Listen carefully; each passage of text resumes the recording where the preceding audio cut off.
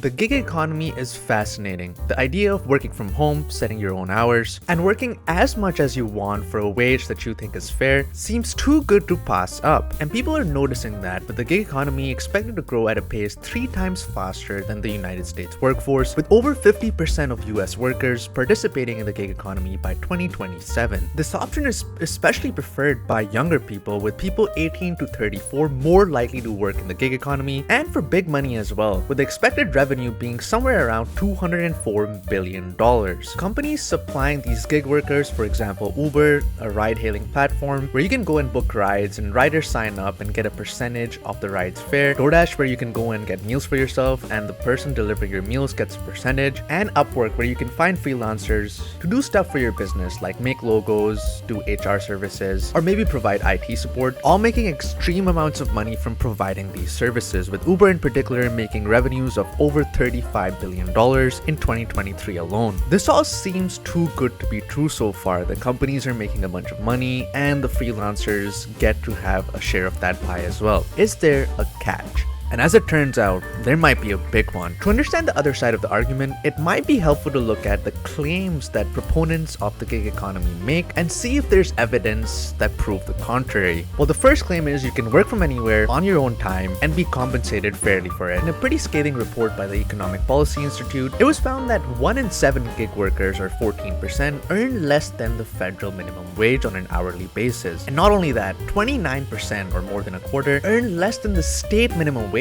if they would simply work in a service sector job. To take things even further, 3 out of 5 gig workers, or 62%, lost money because of technical difficulties associated with in-app glitches. This was more than thrice the rate of normal workers working service sector jobs. And the double-edged sword here is that not only are they not compensated properly, by classifying people as independent contractors working in the gig economy, these companies don't have to pay them many other benefits that are associated with regular employment. For example, overtime pay or paid sick days, paid family leave, health and safety protections that come with working in a full-time job, unemployment insurance, and several other legal protections when it comes to discrimination, etc. are not applicable to the gig economy. So not only are you not getting paid enough, you're not getting anything extra that comes with regular employment that exists to protect you. This is all across the world and not just in the States. In Toronto, Canada, drivers are making only $6.37 an hour according to a news report, where the federal minimum wage is above $16 currently. Some drivers even report taking as little as $5.40 an hour home after paying for gas and other expenses for their car. I want you to think about this a bit. Let's say that you want to make some extra money and work 4 hours after your 9 to 5 every day of the week on Uber or Lyft. This gives you extra earnings of $130.2. Now compared to that, let's say you get a job at your local McDonald's or fast food restaurant just flipping burgers and earn a minimum wage of $16.5 an hour, which is the minimum wage in Ontario, where this news was reported. Just by working one shift on a Saturday, you're gonna make $132.4, which is in fact more than working 20 hours during the course of your week. Of course, Uber has refuted this claim and said that drivers earn $33 an hour per engaged hour. This might be misleading though, because according to them, an hour is when you have a passenger on board, but it doesn't include the time where drivers are logged in and simply waiting for work. And according to the same research conducted by the Economic Policy Institute, 31% of gig workers said that they did not have enough money to pay for full amounts of gas, oils, or other electricity bills, and 30% of gig workers said that they used the Supplemental Nutrition Assistance Program, which is twice the rate of normal workers. Not being paid enough and not being paid expenses really takes a toll, with more than half of gig workers saying that they're actually looking for a new job within the next 3 months. Well, an argument here might be that, hey, we're not getting paid enough,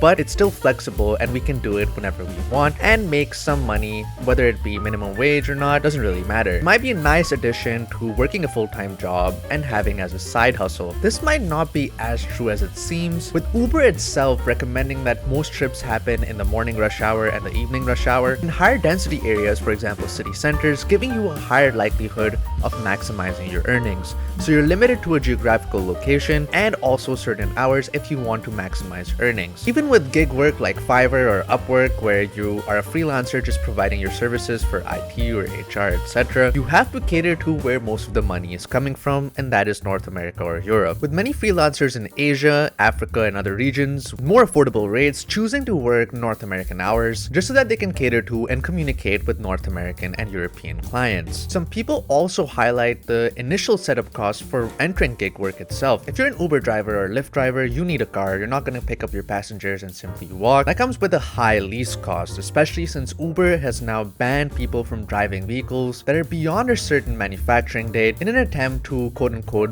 bolster quality, with larger cities and popular destinations requiring vehicles that are newer than 7 years old. Some drivers have reported that their car costs, including insurance and car payments, are now up to $600 a month, especially with the increasing cost of getting a car itself, and surprisingly used cars being much higher priced compared to a couple years ago, increasing by nearly $9,000 over the span of 2 years. Even with gig work that doesn't require a car, you still need to come with your own equipment, for example a laptop, a working internet connection that is high speed, and other tech equipment that you have to pay for yourself and is not going to be compensated for by the platform. All this for the very real possibility of you making $0 from your investment. Now, all of this would be okay if the companies supplying these gig workers and the platforms that all of them register on were pro gig worker and looking to improve the situation, but that seems not to be the case. Apart from the hefty fees they charge, which is up to 30% of total earnings, the specific algorithms that they use to determine price and earnings are always kept a secret, and they're not very transparent with how they come up with the actual number that they pay gig workers. This is particularly true of ride-sharing companies, where it's a double-edged sword with the consumer and the rider both getting ripped off. Uber drivers have identified situations where, for example, the price went from $29 to $57 because of a surge in pricing, but their fare earnings only went from roughly $15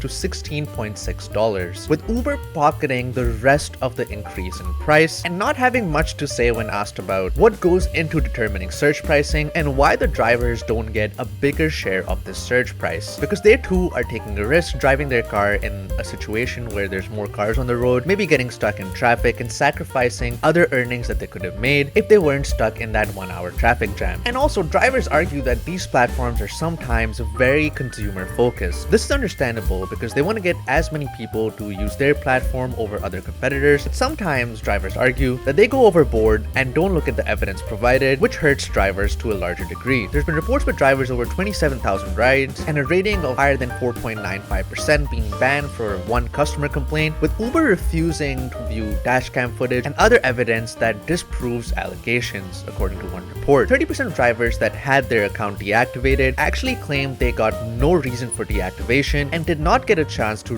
reappeal that decision to get back on the app. With constant changing in the algorithm and determining how drivers are paid, Uber's ensuring that they can take advantage of this lack of transparency and pocket the rest of the profit, increasing their own revenue, according to allegations. This is also not changing anytime soon, with Uber and Lyft spending over $200 million in a ballot measure to keep their drivers classified as independent contractors. Also known as Prop 22, California voters approved this measure due to massive lobbying from Uber and Lyft, which does grant drivers and gig workers some benefits such as a minimum hourly earnings. Mind you, this is not a minimum wage, this is just a minimum hourly earnings that they'll get, but they don't have access to full protections and benefits that come with traditional employment, with labor groups that oppose this law raising only 1/10 of the money. This is what happens when a multi-billion-dollar corporation gets behind something it really wants. This measure passed with a 58% vote to 41% and sets a precedent for other states to also follow suit. Labor groups and other people advocating against the gig economy argue that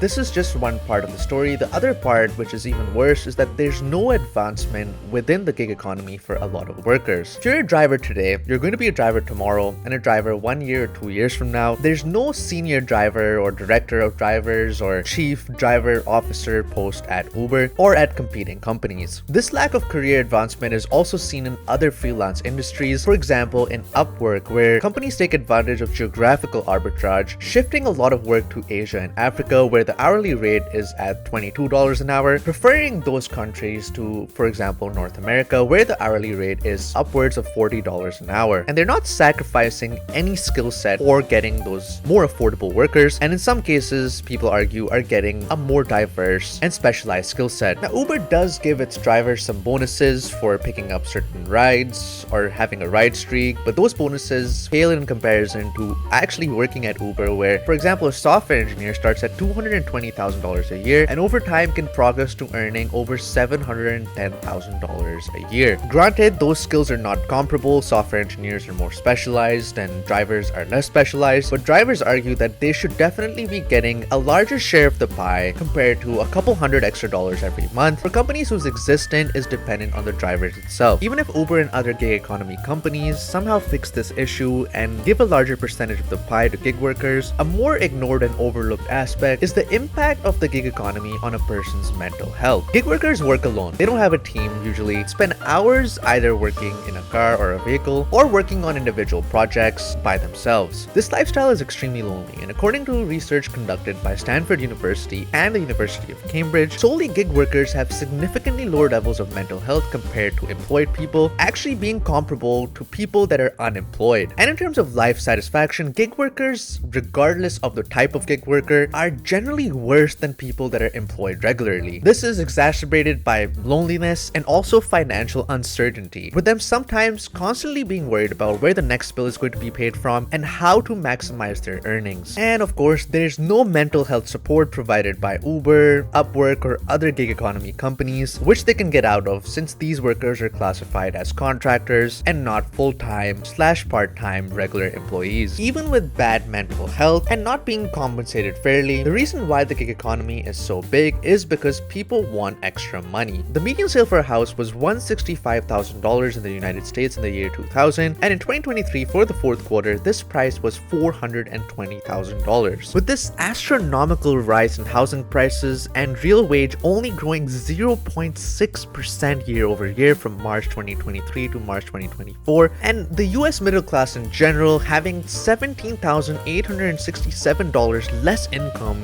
in recent years than in 1979, and this growth is also extremely concentrated, with the top 1% seeing a growth of 138% since 1979 and the bottom 90% seeing a growth of 15%. All this to say that the normal person needs to find a way to pay their bills and, in the grander scheme of things, afford a house, keep up with inflation, and several other headaches. The gig economy might be exploitative in some aspects, but it does give gig workers a platform to make that extra dollar that might make a difference. Like we've discussed before, these companies are out there to make profit. There's nothing wrong with that on principle, but the government or external third parties have to hold them accountable as well and not forget the workers that actually make these gig platforms possible. I hope you enjoyed this, and I'll see you in the next one.